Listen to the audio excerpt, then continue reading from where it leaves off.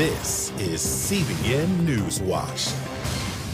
Thank you so much for joining us for CBN NewsWatch. I'm Ephraim Graham. Today is Thursday, July 3rd. We're going to begin this half hour with news from the Middle East. There are new concerns Iran may try to restart its nuclear program. And they come as we are seeing more confirmation the U.S. airstrikes devastated Iran's nuclear sites. Julie Stahl has this story from Jerusalem. The Pentagon is backing President Trump's assertion that U.S. and Israeli strikes obliterated Iran's major nuclear sites, severely pushing back their nuclear ambitions. All of the intelligence that we've seen have led us to believe that those facilities especially have been completely obliterated.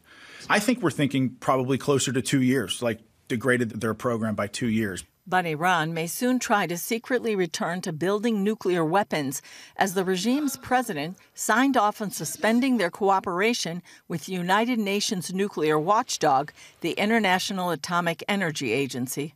The Iranian regime faces both President Trump's and Israel's threats that bombing will resume if Iran returns to the path of developing nuclear weapons.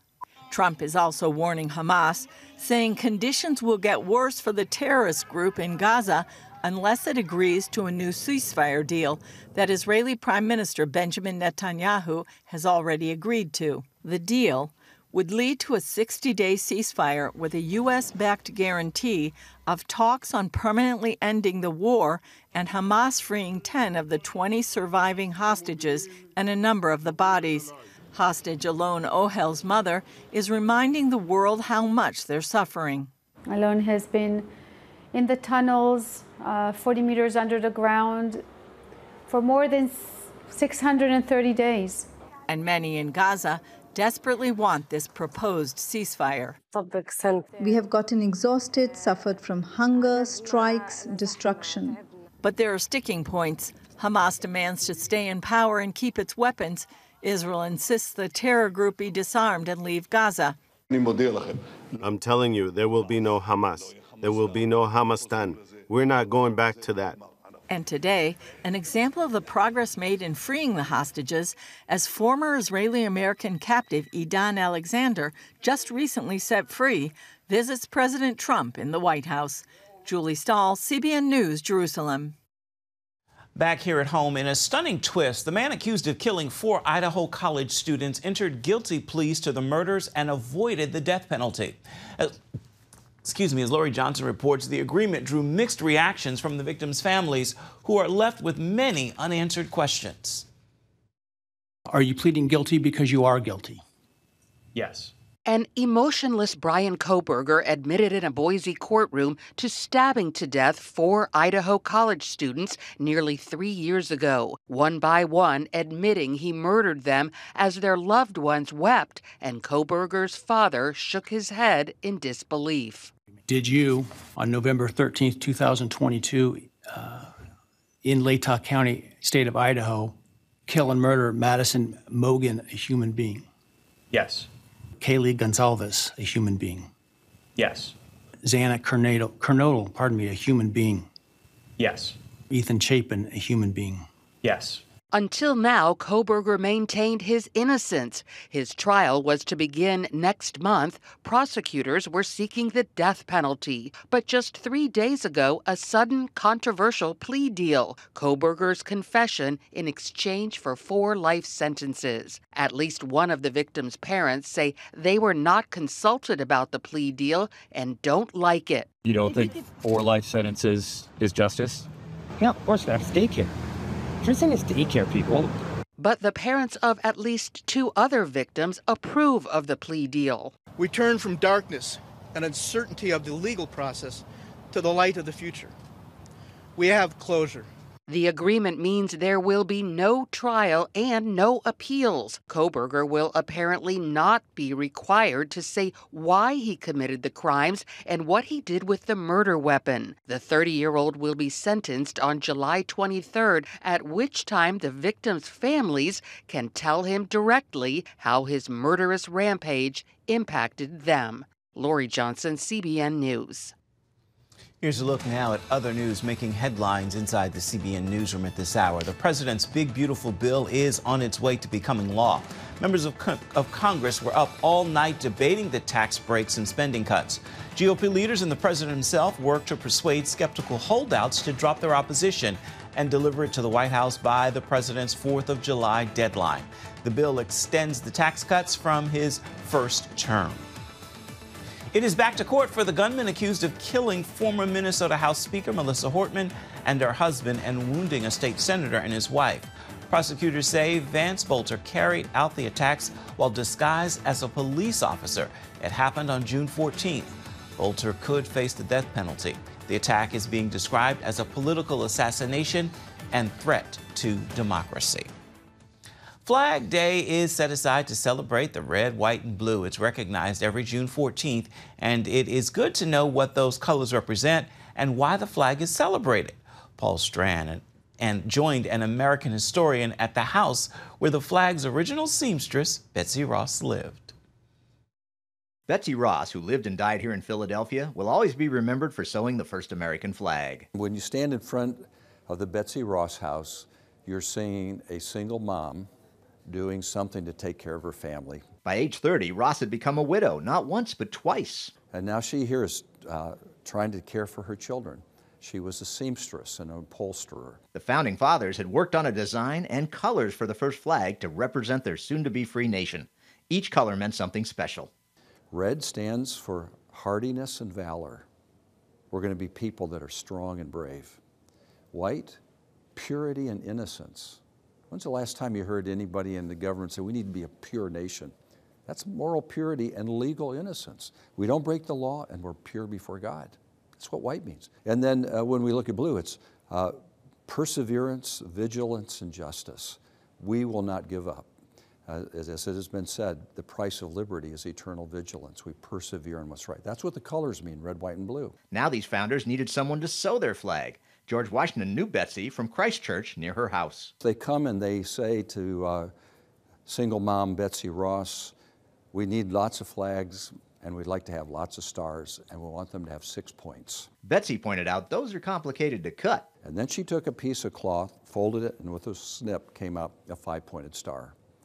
She said, if you do this, you save a lot of money and a lot of time. They said, it's a deal. And so Betsy Ross is the one who gives us the 5-pointed star that's famous all over the world, the American star. Betsy Ross didn't sew just the first American flag.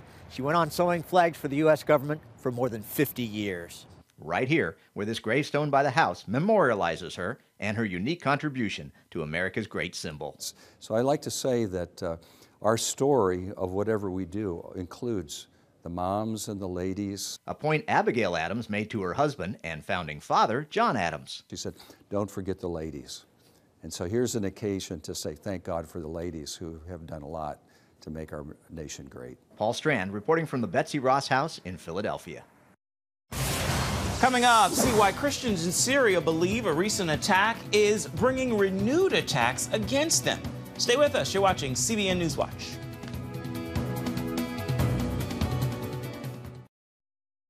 Download the CBN News app, 24/7 news from a Christian perspective at home or on the road. One place for all of your news. Breaking news alerts.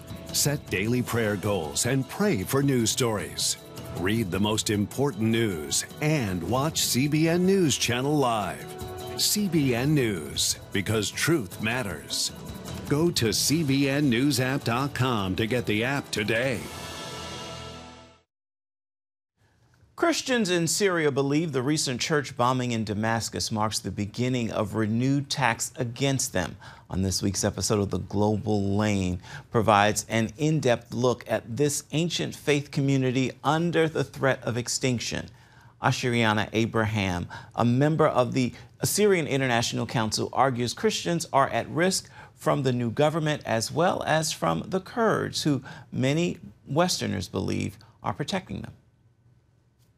The night ISIS entered Assyrian villages, the Khabra River swelled, and in the chaos, high-ranking Kurdish officials rushed to seize lands in Qamishli.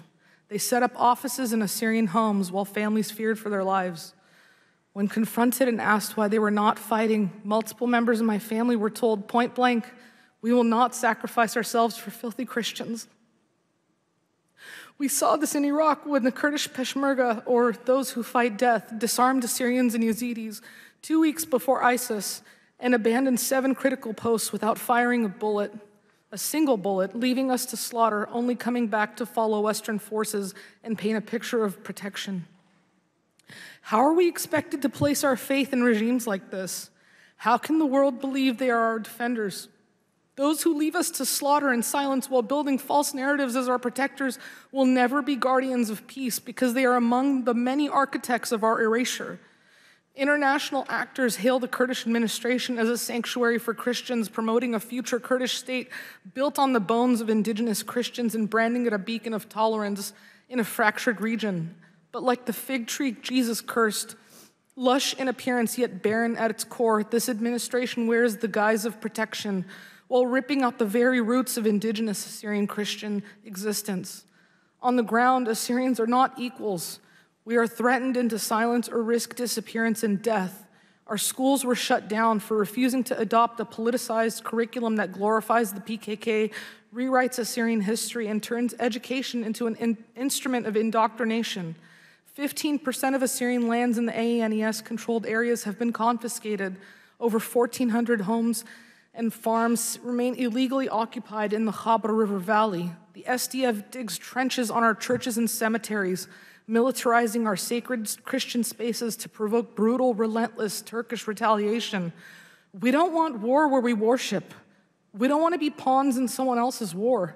We don't want our churches turned into battlegrounds to manufacture illusions that one regime protects us while another attacks us, manipulating our suffering for Western backing at the expense of our existence. We don't want to balkanize Syria, but we want a foundation for sustainability where Assyrians can manage local governance, education, security, and cultural preservation without fear of interference or demographic manipulation. International aid, oversight, and recognition must support this initiative, not as a favor, but as an overdue corrective to decades of disenfranchisement. There is legal precedent for this. Under the UN Declaration on the Rights of Indigenous Peoples have the right to self-determination. We do not ask to be rescued, we just want to be recognized. We want our indigenous rights. We want human rights. We cannot have meaningful conversations about protecting Christians if we are not listening to genuine Christian voices, those who are not speaking under the very real threat of death in front of the very regimes persecuting us. If we remain silent now, this pattern of murder and injustice will continue until the very last Assyrian in Syria is dead or gone, and every road of our homeland is once more fractured, and regimes continue to pave over our freshly dead, bloody bodies. A community who still speaks the language of Jesus and whose evangelistic force spread Christianity from India to China will be a footnote in history. If we care about protecting Christians, we must stop applauding the hands that strangle us, stop funding the systems that erase us, and start standing with the people who have historically fought for all marginalized groups and now have been abandoned to fight alone just to stay alive while the world turns away from us and tokenizes our suffering to advance their corrupted agendas. What do you see as a solution to this ISIS presence in Syria? We're even seeing Salafist ideology in the university students when they're going into these Christian neighborhoods and calling for jihad. We need to really back the vulnerable communities, whether they're indigenous or religious minorities, and really give them a platform to participate in governance, and not just on paper, but actually have a voice without external interference, and we need to back them so we actually can have peaceful coexistence. Also, in this week's episode of The Global Lane, President Donald Trump has dropped economic sanctions against Syria. Can the country's leader, a former al-Qaeda operative, be trusted to protect religious minorities? That question will be explored. You can see it all on The Global Lane this evening on the CBN News Channel. It begins at 8 Eastern. You can also find it on the CBN News app or watch on YouTube. Still ahead, we're going to take you inside a spiritual boot camp where troubled men are getting a second chance. Stay with us. You're watching CBN NewsWatch.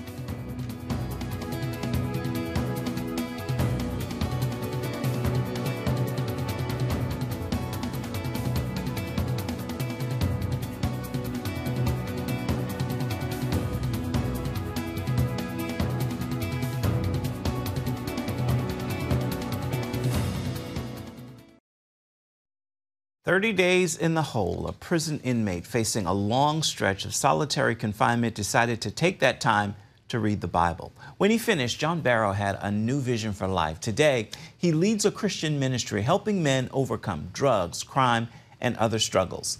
CBN's Billy Hallowell reports.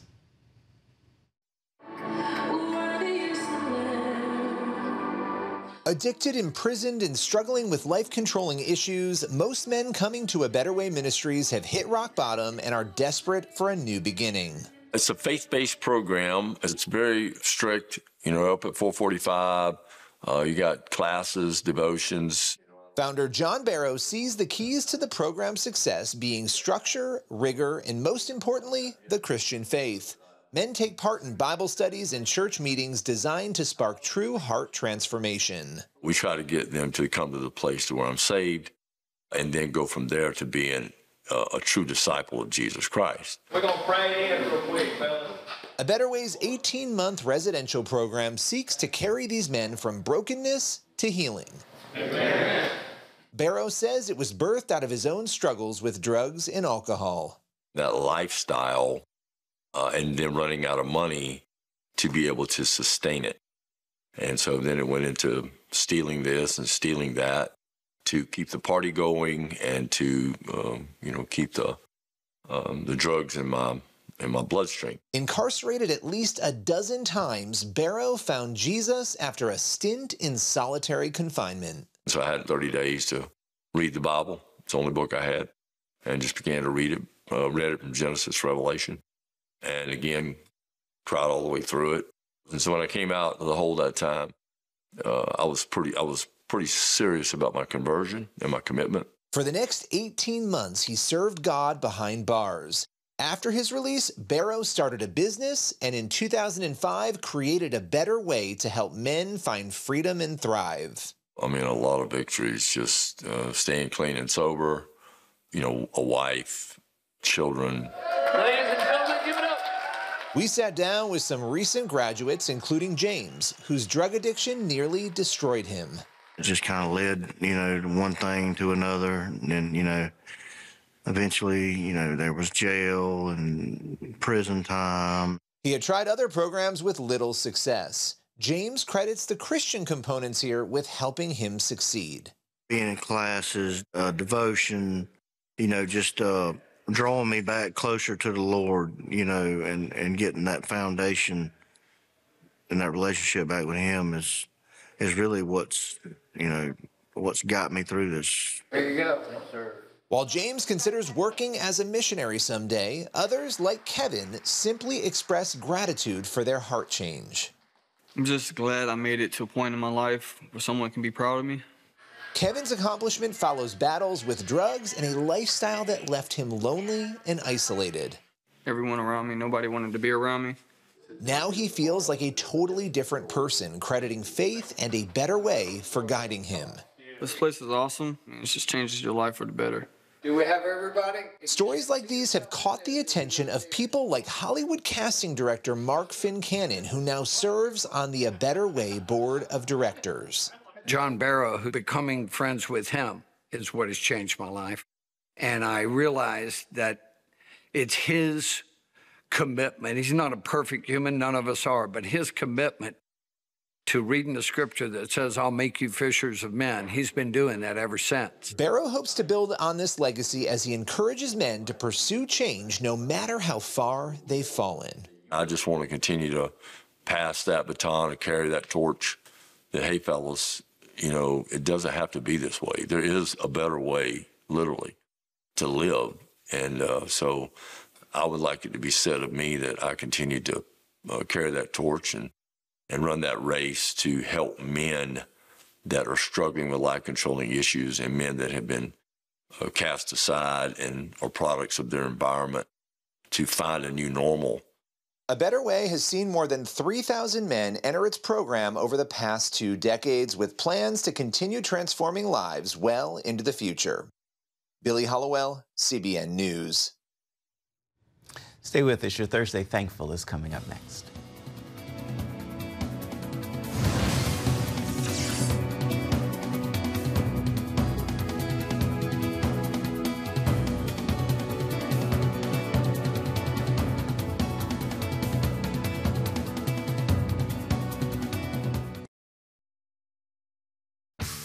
Hi, I'm John Stolnis, host of the CBN News podcast, DC Debrief. I'd love for you to join me each Friday morning for the inside scoop on Washington politics. We will talk to experts, lawmakers, newsmakers, and analysts to help us take a deep dive into the important stories you might not hear anywhere else. Don't miss this unique CBN News perspective coming to you straight from the nation's capital, because truth matters. Sing something for the people. Donkey, donkey, donkey. This adorable 3-year-old shares a podcast with his dad, but don't let the age fool you. It is not all baby talk. His name is Zen, and Zen is actually very articulate. His dad, Frank, says it happened unintentionally last summer. While Frank was waiting for a guest, he decided to interview his 3-year-old son. I'm thinking he isn't even speaking in full sentences. He's speaking in gibberish. No one's going to really but you know what? They might find it funny. Let's just see how it goes. And then 100 million views later. Wow. Frank says his favorite part of this whole entire podcast experience is the time he gets to spend with his son, Zen. They have enjoyed it. The podcast is called The Zen Martins Show, and you can listen to it wherever you get your podcast material. It is time now for your Thursday Thankful, and today I want to leave you with this message and prayer. God, help me to be more like you, and help me to recognize being more like you makes me a better me. God, help me to see me as you see me and not just as I am. And to that prayer, may we all say amen. And together, let's commit to making today a thankful Thursday, living every moment with an attitude of gratitude. That will do it for this edition of CBN NewsWatch. Remember, you can always find more of our news programs on the CBN News channel. You can find them there at any time as well as online, cbnnews.com. You can also let us know what you think about the stories you've seen here today by emailing us, newswatch@cbn.com. And you can reach out and touch us on Facebook, Instagram, and X, formerly known as Twitter. We'll see you back here next time.